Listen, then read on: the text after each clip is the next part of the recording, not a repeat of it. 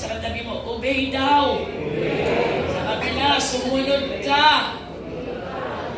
Wala akong breakthrough kung wala tayong pagsunod. Tingnan niyo po yung lahat ng sa banal na kasulatan na nag-breakthrough, may ginawa silang pagsunod. Meron silang binrake. Kaya sabi doon, i-break mo para magkaroon ka ng true. Diba? Tama ba? Yun eh. You have to break something so that you go through. Hindi ka magkakaroon ng go through kung wala kang i-break.